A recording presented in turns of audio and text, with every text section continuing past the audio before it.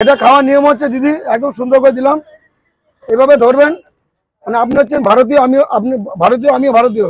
মুখের ভিতরে হচ্ছে পাকিস্তান আর বাংলাদেশ, ভিতরে গিয়ে ধ্বংস হয়ে যাক বাংলাদেশ, ধ্বংস হয়ে যাক পাকিস্তান।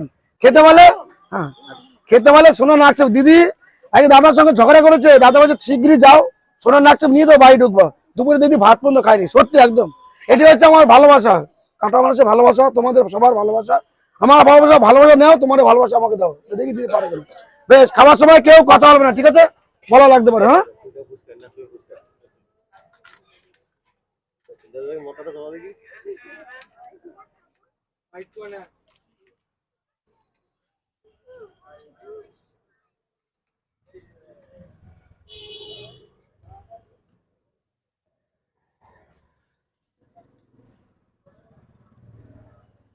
ভিতরে গিয়ে চাপাতে হবে, চাপালে হবে না, ভিতরে গিয়ে ঢুকবে তারপর চাপাবে, তাহলে তো সে ভাঙাই হয়ে গেল।